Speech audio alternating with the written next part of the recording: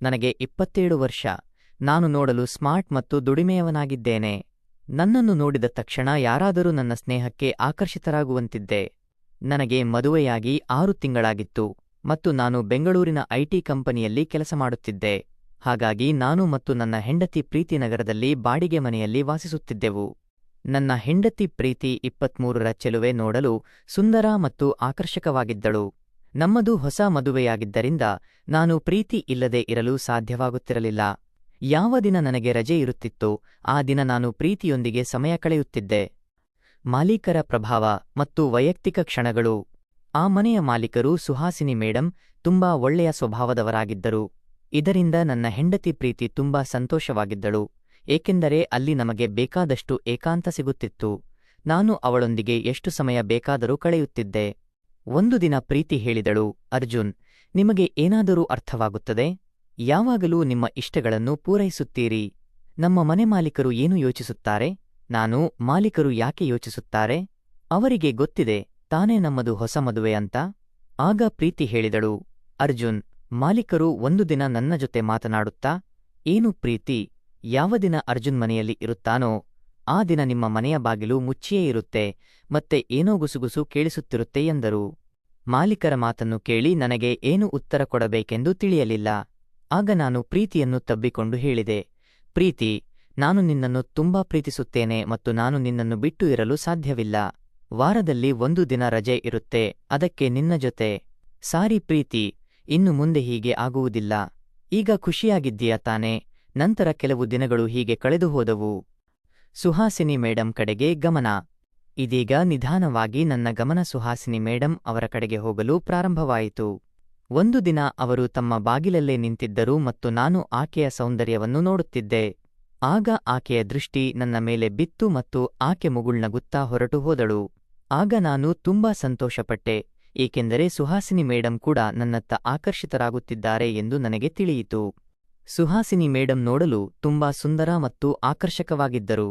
ಆಕೆಯ ವಯಸ್ಸು ಸುಮಾರು 40 ವರ್ಷಗಳಾಗಿದ್ದರೂ ಆಕೆ ಯುವತಿಯಂತೆ ಕಾಣುತ್ತಿದ್ದಳು. ಆಕೆಗೆ 2 ವರ್ಷದ ಮಗ ಅಂಶು ಇದ್ದಾನೆ, ಏಕೆಂದರೆ ಆಕೆಗೆ ಮದುವೆಯಾಗಿ 20 ವರ್ಷಗಳ ನಂತರ ಮಗು ಜನಿಸಿತು. ಆಕೆಯ ಗಂಡ ದೊಡ್ಡ ಉದ್ಯಮಿ, ಆದ್ದರಿಂದ ಅವರು ಯಾವಾಗಲೂ ವಿದೇಶದಲ್ಲಿ ಇರುತ್ತಿದ್ದರು ಮತ್ತು ಸುಹಾಸಿನಿ ಮೇಡಂ ತನ್ನ ಮಗನೊಂದಿಗೆ ಮನೆಯಲ್ಲಿ ಒಬ್ಬಂಟಿಯಾಗಿರುತ್ತಿದ್ದಳು. ಸುಹಾಸಿನಿ ಮೇಡಂ ಅವರೊಂದಿಗೆ ನಮಗೆ ಉತ್ತಮ ಪರಿಚಯವಿತ್ತು. ರಜೆ ಇದ್ದರೆ ಅಂಶುವಿನ ಉಪಹಾರ ನಮ್ಮ ಮನೆಯಲ್ಲಿಯೇ ಇರುತ್ತಿತ್ತು. ಈಗ ಅಂಶು ಕೂಡ ನನ್ನ ಹೆಂಡತಿಗೆ ತುಂಬಾ ಹತ್ತಿರವಾಗಿದ್ದನು. ಸುಹಾಸಿನಿ ಮೇಡಂ ಅವರಿಗೆ ಏನಾದರೂ ಕೆಲಸ ಇದ್ದರೆ ಆಕೆ ಅಂಶುವನ್ನು ಪ್ರೀತಿ ಬಳಿ ಬಿಟ್ಟು ಹೋಗುತ್ತಿದ್ದಳು. ಸುಹಾಸಿನಿ ಮೇಡಂ ಈಗ ನನ್ನೊಂದಿಗೆ ಮುಕ್ತವಾಗಿ ಮಾತನಾಡಲು ಪ್ರಾರಂಭಿಸಿದ್ದರು. ನನ್ನೊಂದಿಗೆ ಆಕೆ ಹೆಚ್ಚು ಆತ್ಮೀಯತೆ ಬೆಳೆಸಲು ಪ್ರಯತ್ನಿಸುತ್ತಿದ್ದರು, ಏಕೆಂದರೆ ಆಕೆಯ ಗಂಡ ಯಾವಾಗಲೂ ವಿದೇಶದಲ್ಲಿ ಇರುತ್ತಿದ್ದರಿಂದ ಆಕೆಗೆ ಭಾವನಾತ್ಮಕ ಬೆಂಬಲದ ಕೊರತೆಯಿತ್ತು. ಪ್ರೀತಿಯ ಗರ್ಭಾವಸ್ಥೆ ಮತ್ತು ಹೆಚ್ಚಿದ ಸಾಮೀಪ್ಯ. ಅದೇ ಸಮಯದಲ್ಲಿ ಪ್ರೀತಿ ಗರ್ಭಿಣಿಯಾಗಿದ್ದಳು. ನಾವು ತಂದೆ ತಾಯಿ ಆಗಲಿದ್ದರಿಂದ ನಾವಿಬ್ಬರೂ ಸಂತೋಷವಾಗಿದ್ದೆವು. ಈಗ ಸುಹಾಸಿನಿ ಮೇಡಂ ಪ್ರೀತಿಯ ಬಗ್ಗೆ ತುಂಬಾ ಕಾಳಜಿ ವಹಿಸುತ್ತಿದ್ದಳು.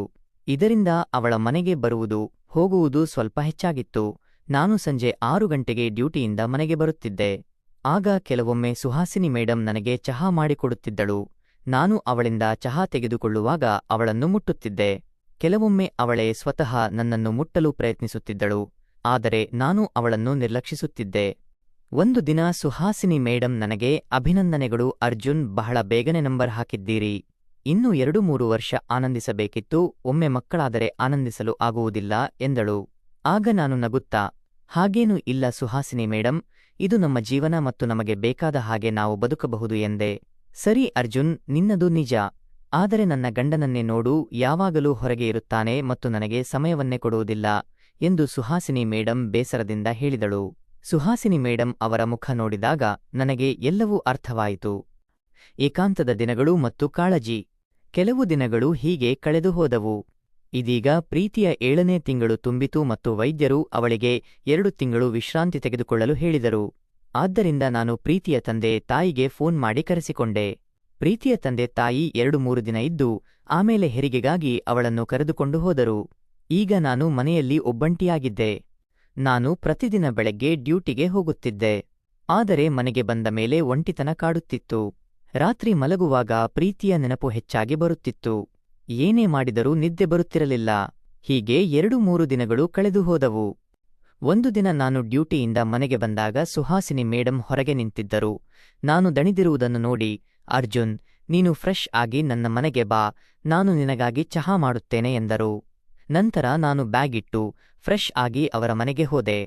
ಅಂಶು ಹಾಲಿನಲ್ಲಿ ಸೋಫಾದ ಮೇಲೆ ಕುಳಿತು ಕಾರ್ಟೂನ್ ನೋಡುತ್ತಿದ್ದನು. ನಾನು ಹೋಗಿ ಅಂಶು ಹತ್ತಿರ ಕುಳಿತೆ. ಅಷ್ಟರಲ್ಲಿ ಸುಹಾಸಿನಿ ಮೇಡಂ ಚಹಾ ತಂದಳು. ನಾನು ಅವಳನ್ನೇ ನೋಡುತ್ತಾ ನಿಂತುಬಿಟ್ಟೆ. ಅವಳು ಗುಲಾಬಿ ಬಣ್ಣದ ಸೀರೆ ಉಟ್ಟಿದ್ದಳು ಮತ್ತು ಆ ಸೀರೆಯಲ್ಲಿ ತುಂಬಾ ಸುಂದರವಾಗಿ ಕಾಣುತ್ತಿದ್ದಳು. ನಂತರ ಅವಳು ನನ್ನ ಹತ್ತಿರ ಬಂದಳು ಮತ್ತು ಚಹಾ ಕಪ್ ಇಡಲು ಬಾಗಿದಳು. ಆಗ ಅವಳ ಸೆರಗು ಜಾರಿತು. ಆಗ ಸುಹಾಸಿನಿ ಮೇಡಂ, ಅರ್ಜುನ್, ಚಹಾ ಕುಡಿ, ತಣ್ಣಗಾಗುತ್ತದೆ ಎಂದಳು. ಆಗ ನಾನು ಪ್ರಜ್ಞೆಗೆ ಬಂದೆ ಮತ್ತು ಚಹಾ ಕುಡಿಯಲು ಪ್ರಾರಂಭಿಸಿದೆ. ನಂತರ ನಾನು ಮಾತನಾಡುತ್ತಾ ಚಹಾ ಕುಡಿಯುತ್ತಿದ್ದೆ. ಆಗ ಸುಹಾಸಿನಿ ಮೇಡಂ, ಅರ್ಜುನ್, ನೀನು ರಾತ್ರಿ ಊಟಕ್ಕೆ ಇಲ್ಲಿಗೆ ಬಾ, ನಾನು ನಮಗಾಗಿ ಇಬ್ಬರಿಗೂ ಊಟ ಮಾಡುತ್ತೇನೆ ಎಂದಳು. ನಾನು ಬೇಡ ಸುಹಾಸಿನಿ ಮೇಡಂ ಎಂದೆ. ಆದರೆ ಅವಳು ತುಂಬಾ ಒತ್ತಾಯಿಸುತ್ತಿದ್ದಳು. ಆಗ ನಾನು ನಿರಾಕರಿಸಲು ಸಾಧ್ಯವಾಗಲಿಲ್ಲ. ಆಗ ನಾನು, ಸುಹಾಸಿನಿ ಮೇಡಂ, ನೀವು ಎಷ್ಟು ದಿನ ಹೀಗೆ ನನಗಾಗಿ ಊಟ ಮಾಡುತ್ತೀರಿ? 1-2 ವಾರಗಳಾದರೆ ಸರಿ, ಆದರೆ 3-4 ತಿಂಗಳು ನೀವು ನನಗಾಗಿ ಇಷ್ಟೆಲ್ಲ ಮಾಡುವುದು ನನಗೆ ತುಂಬಾ ಬೇಸರ ತರಿಸುತ್ತದೆ. ನನ್ನಿಂದ ನಿಮಗೆ ತೊಂದರೆಯಾಗುವುದು ನನಗೆ ಇಷ್ಟವಿಲ್ಲ ಎಂದೆ. ಅದಕ್ಕೆ ಸುಹಾಸಿನಿ ಮೇಡಂ, ಅರ್ಜುನ್, ನೀನು ನನ್ನನ್ನು ನಿನ್ನವಳೆಂದು ಭಾವಿಸುತ್ತೀಯಾ? ಹಾಗಾದರೆ ನಾನು ನಿನಗಾಗಿ ಒಂದು ಊಟವನ್ನು ಸಹ ಮಾಡಲು ಸಾಧ್ಯವಿಲ್ಲವೇ? ಮತ್ತು ನಿನಗೆ ತುಂಬಾ ಬೇಸರವಾಗುತ್ತಿದ್ದರೆ ಅದರ ಬದಲಿಗೆ ನನಗೆ ಏನು ಬೇಕು ಅದನ್ನು ನಿನ್ನಿಂದ ಖಂಡಿತ ತೆಗೆದುಕೊಳ್ಳುತ್ತೇನೆ. ಹಾಗಾದರೆ ಸರಿತಾನೆ ಎಂದು ಹೇಳಿ ಮುಗುಳ್ನಗುತ್ತಾ ಅಡುಗೆ ಮನೆಗೆ ಹೋದಳು. ಸುಹಾಸಿನಿ ಮೇಡಂ ಅವರ ಗಂಡ ಮನೆಯಲ್ಲಿ ಇಲ್ಲದಿದ್ದಾಗ ನನ್ನೊಂದಿಗೆ ತುಂಬಾ ಮುಕ್ತವಾಗಿ ಮಾತನಾಡುತ್ತಿದ್ದಳು ಮತ್ತು ಅವರ ಗಂಡ ಮನೆಯಲ್ಲಿ ಇದ್ದಾಗ ಅವಳು ತುಂಬಾ ಶಾಂತವಾಗಿರುತ್ತಿದ್ದಳು. ನಾನು ಆಕೆಯೊಂದಿಗೆ ಹೆಚ್ಚು ಮಾತನಾಡುತ್ತಿರಲಿಲ್ಲ. ಭಾವನೆಗಳ ಹರಿವು ಮತ್ತು ಆಶ್ಚರ್ಯಕರ ತಿರುವು. ಒಂದು ದಿನ ನಾನು ಡ್ಯೂಟಿಯಿಂದ ಮನೆಗೆ ಬಂದಾಗ ನನಗೆ ಅಂಶು ಅಳುವಿನ ಧ್ವನಿ ಕೇಳಿಸಿತು. ನಾನು ಕೂಡಲೇ ಸುಹಾಸಿನಿ ಮೇಡಂ ಮನೆಯೊಳಗೆ ಹೋದೆ. ಅಂಶುವನ್ನು ಎತ್ತಿಕೊಂಡಾಗ ಅವನಿಗೆ ತುಂಬಾ ಜ್ವರವಿತ್ತು. ನಾನು ಸುಹಾಸಿನಿ ಮೇಡಂಗೆ, ಅಂಶುವನ್ನು ಆಸ್ಪತ್ರೆಗೆ ಕರೆದುಕೊಂಡು ಹೋಗಬೇಕು. ನೀವು ಬೇಗ ತಯಾರಾಗಿ ನಾವು ಅಂಶುವನ್ನು ಆಸ್ಪತ್ರೆಗೆ ಕರೆದುಕೊಂಡು ಹೋಗೋಣ ಎಂದೆ. ಆಗ ಆಕೆ ತಕ್ಷಣ ತಯಾರಾದಳು. ನಾವು ಅಂಶುವನ್ನು ಹತ್ತಿರದ ಒಂದು ಸಣ್ಣ ಆಸ್ಪತ್ರೆಗೆ ಕರೆದುಕೊಂಡು ಹೋದೆವು. ವೈದ್ಯರು ಅಂಶುವನ್ನು ಪರೀಕ್ಷಿಸಿ ಕೆಲವು ಔಷಧಿಗಳನ್ನು ನೀಡಿದರು. ನಂತರ ನಾವು ಮನೆಗೆ ಬಂದೆವು. ಸ್ವಲ್ಪ ಸಮಯದ ನಂತರ ಅಂಶು ತೂಕಡಿಸುತ್ತಿದ್ದನು. ನಾನು ಸುಹಾಸಿನಿ ಮೇಡಂಗೆ, ನೀವು ಅಂಶುವಿನ ಹತ್ತಿರ ಕುಳಿತುಕೊಳ್ಳಿ, ನಾನು ನಮಗಾಗಿ ಚಹಾ ಮಾಡುತ್ತೇನೆ ಎಂದೆ. ಆಗ ಸುಹಾಸಿನಿ ಮೇಡಂ, ಅರ್ಜುನ್, ನೀನು ಮೊದಲು ಹೋಗಿ ಫ್ರೆಶ್ ಆಗಿ ಬಾ, ನಾನು ಚಹಾ ಮಾಡುತ್ತೇನೆ. ನೀನು ಡ್ಯೂಟಿಯಿಂದ ಬಂದಿದ್ದೀಯಾ, ಹಾಗೆಯೇ ಆಸ್ಪತ್ರೆಗೆ ಹೋಗಿ ಬಂದಿದ್ದೀಯಾ ಎಂದಳು. ನಾನು ಆಕೆಯ ಹತ್ತಿರ ಹೋಗಿ ಆಕೆಯ ಕೈ ಹಿಡಿದು, ಸುಹಾಸಿನಿ ಮೇಡಂ, ನೀವು ಕುಳಿತುಕೊಳ್ಳಿ ಎಂದೆ. ಆಗ ನನ್ನ ಸ್ಪರ್ಶವಾದ ತಕ್ಷಣ ಆಕೆ ಬೆಚ್ಚಿ ನಾಚಿ ದೂರ ಸರಿದು, ಅರ್ಜುನ್, ನಾನು ಚಹಾ ಮಾಡುತ್ತೇನೆ, ನೀನು ಫ್ರೆಶ್ ಆಗಿ ಬಾ ಎಂದಳು. ಆಗ ನಾನು, ಸರಿ ಸುಹಾಸಿನಿ ಮೇಡಂ, ನಾನು ಮನೆಗೆ ಹೋಗಿ ಬಟ್ಟೆ ಬದಲಾಯಿಸಿ ಫ್ರೆಶ್ ಆಗಿ ಬರುತ್ತೇನೆ ಎಂದೆ. ನಾನು ಮನೆಗೆ ಬಂದು ಫ್ರೆಶ್ ಆದೆ. ನಂತರ ಸುಹಾಸಿನಿ ಮೇಡಂ ಅವರ ಮನೆಗೆ ಹೋದೆ. ಸೋಫಾದ ಮೇಲೆ ಕುಳಿತೆ. ಅಷ್ಟರಲ್ಲಿ ಸುಹಾಸಿನಿ ಮೇಡಂ ಚಹಾ ತಂದಳು ಮತ್ತು ನನ್ನ ಬಳಿ ಕುಳಿತಳು. ನಾವಿಬ್ಬರೂ ಮಾತನಾಡುತ್ತಾ ಚಹಾ ಕುಡಿದೆವು. ರಾತ್ರಿ 9 ಗಂಟೆಯಾಗಿತ್ತು. ನಾನು ಸುಹಾಸಿನಿ ಮೇಡಂಗೆ, ಇಂದು ನೀವು ಊಟ ಮಾಡಬೇಡಿ, ನಾನು ಹೋಟೆಲ್ನಿಂದ ತರುತ್ತೇನೆ ಎಂದೆ. ಆಗ ಸುಹಾಸಿನಿ ಮೇಡಂ, ನನ್ನ ಕೈ ಅಡುಗೆ ರುಚಿ ಇಲ್ಲವೇ ಎಂದಳು. ನಾನು ಹಾಗೇನೂ ಇಲ್ಲ ಎಂದೆ. ನಂತರ ನಾನು ಅಂಶುವಿನ ಬಳಿ ಕುಳಿತೆ. ಆಗ ಆಕೆ ನನ್ನ ಕೈಗೆ ಸ್ಪರ್ಶ ಮಾಡುತ್ತಾ ಕಪ್ ತೆಗೆದುಕೊಂಡು ಅಡುಗೆ ಮನೆಗೆ ಹೋದಳು. ಆಕೆಯ ಸ್ಪರ್ಶದಿಂದ ನನ್ನ ದೇಹದಲ್ಲಿ ಏನೋ ಒಂದು ರೀತಿಯ ಸಣ್ಣ ಸಂಚಲನ ಉಂಟಾಯಿತು. ಆಗ ನಾನು ನನ್ನನ್ನು ಸರಿಪಡಿಸಿಕೊಂಡು ಸುಹಾಸಿನಿ ಮೇಡಂಗೆ, ನಾನು ಮನೆಗೆ ಹೋಗಿ ಬರುತ್ತೇನೆ ಎಂದು ಹೇಳಿ ಹೊರಟೆ. ಸುಹಾಸಿನಿ ಮೇಡಂ ಅವರನ್ನು ನೋಡಿದಾಗ ನನಗೆ ಪ್ರೀತಿಯ ನೆನಪಾಯಿತು, ಏಕೆಂದರೆ ನನಗೆ ಅವಳ ಸಾಂಗತ್ಯ ಸಿಗದೆ ಬಹಳ ದಿನಗಳಾಗಿದ್ದವು. ನಂತರ ನಾನು ಪ್ರೀತಿಗೆ ಫೋನ್ ಮಾಡಿ ಸ್ವಲ್ಪ ಹೊತ್ತು ಮಾತನಾಡಿದೆ. ನಂತರ ಸುಹಾಸಿನಿ ಮೇಡಂ ಅವರ ಮನೆಗೆ ಹೋದೆ. ಈಗ ರಾತ್ರಿ 10 ಗಂಟೆಯಾಗಿತ್ತು. ಸುಹಾಸಿನಿ ಮೇಡಂ ನನಗಾಗಿ ಕಾಯುತ್ತಿದ್ದಳು. ನಾನು ಅಂಶುಗೆ ಹುಷಾರಿಲ್ಲವೇ ಎಂದು ಕೇಳಿದೆ. ಆಗ ಆಕೆ, ಹೌದು, ಈಗ ಜ್ವರ ಕಡಿಮೆಯಾಗಿದೆ ಮತ್ತು ಅಂಶು ಮಲಗಿದ್ದಾನೆ ಎಂದಳು. ನಂತರ ನಾವಿಬ್ಬರೂ ಊಟ ಮಾಡಿದೆವು ಮತ್ತು ಸುಹಾಸಿನಿ ಮೇಡಂ ಕೆಲಸ ಮುಗಿಸಿ ಕೋಣೆಗೆ ಹೋದಳು. ನಾನು ಸೋಫಾದ ಮೇಲೆ ಕುಳಿತು ಟಿವಿ ನೋಡುತ್ತಿದ್ದೆ. ಸ್ವಲ್ಪ ಸಮಯದ ನಂತರ ಸುಹಾಸಿನಿ ಮೇಡಂ ಕೋಣೆಯಿಂದ ಹೊರಗೆ ಬಂದಳು. ಆಕೆ ನೈಟ್ ಗೌನ್ ಧರಿಸಿದ್ದಳು ಮತ್ತು ಆ ಗೌನ್ನಲ್ಲಿ ತುಂಬಾ ಸುಂದರವಾಗಿ ಕಾಣುತ್ತಿದ್ದಳು. ಈಗ ಆಕೆ ಇಲ್ಲದೆ ನನಗೆ ಇರಲು ಸಾಧ್ಯವಿರಲಿಲ್ಲ. ಆದರೆ ನಾನು ನನ್ನನ್ನು ಸರಿಪಡಿಸಿಕೊಂಡು ಆಕೆಗೆ, ಸುಹಾಸಿನಿ ಮೇಡಂ, ನಾನು ನನ್ನ ಮನೆಗೆ ಹೋಗಿ ಮಲಗುತ್ತೇನೆ. ನಾಳೆ ನನಗೆ ಡ್ಯೂಟಿಗೆ ಹೋಗಬೇಕಿದೆ. ಏನಾದರೂ ಬೇಕಾದರೆ ಫೋನ್ ಮಾಡಿ ಎಂದೆ. ಆಗ ಸುಹಾಸಿನಿ ಮೇಡಂ ನನ್ನ ಹತ್ತಿರ ಬಂದು, ಅರ್ಜುನ್, ಅಂಶುಗೆ ರಾತ್ರಿ ಜ್ವರ ಬಂದರೆ ನಾನು ಒಬ್ಬಳೇ ಏನು ಮಾಡುವುದು ಎಂದು ನನ್ನ ಕೈಯನ್ನು ತನ್ನ ಕೈಯಲ್ಲಿ ಹಿಡಿದು ನನ್ನನ್ನು ಕೋಣೆಗೆ ಕರೆದುಕೊಂಡು ಹೋದಳು ಮತ್ತು ಇವತ್ತು ನನ್ನೊಂದಿಗೆ ಇಲ್ಲೇ ಮಲಗು. ನನಗೆ ನಿನ್ನ ತುಂಬಾ ಅವಶ್ಯಕತೆ ಇದೆ. ನಿನಗೂ ಒಬ್ಬಂಟಿಯಾಗಿ ಪ್ರೀತಿಯ ನೆನಪಿನಲ್ಲಿ ನಿದ್ದೆ ಬರುವುದಿಲ್ಲ ಎಂದಳು. ನಾನು ಕೋಣೆಗೆ ಹೋದೆ, ಮಂಚದ ಮೇಲೆ ಕುಳಿತೆ. ಆಗ ಆಕೆ ಲೈಟ್ ಆಫ್ ಮಾಡಿದಳು ಮತ್ತು ನನ್ನ ಬಳಿ ಬಂದು ಕುಳಿತಳು.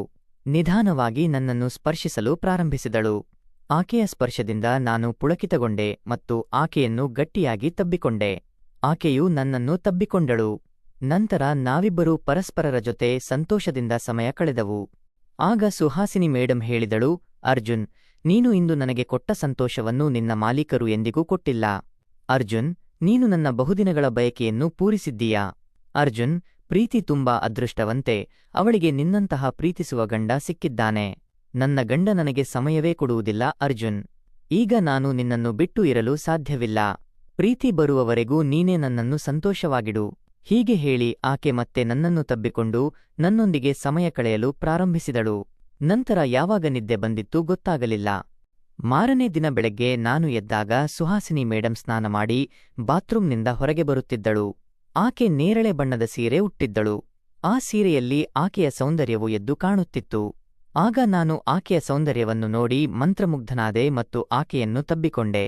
ಆಕೆಯು ನನ್ನನ್ನು ತಬ್ಬಿಕೊಂಡು ನನ್ನನ್ನು ಕೋಣೆಗೆ ಕರೆದುಕೊಂಡು ಹೋಗಲು ಪ್ರಯತ್ನಿಸಿದಳು. ಆಗ ನಾನು ಆಕೆಗೆ, ಸುಹಾಸಿನಿ ಮೇಡಂ, ಅಂಶುಗೆ ಎಚ್ಚರವಾಗಬಹುದು ಮತ್ತು ನಾನು ಡ್ಯೂಟಿಗೆ ಹೋಗಬೇಕು ಎಂದೆ. ಆದರೆ ಆಕೆ ಕೇಳಲು ತಯಾರಿರಲಿಲ್ಲ. ಸುಹಾಸಿನಿ ಮೇಡಂ, ಅರ್ಜುನ್, ದಯವಿಟ್ಟು ಇಂದು ನನ್ನನ್ನು ಬಿಟ್ಟು ಡ್ಯೂಟಿಗೆ ಹೋಗಬೇಡ ಎಂದು ಹೇಳಿ ನನ್ನನ್ನು ಕೋಣೆಗೆ ಕರೆದುಕೊಂಡು ಹೋದಳು. ಅಂಶು ಮಲಗಿದ್ದನು.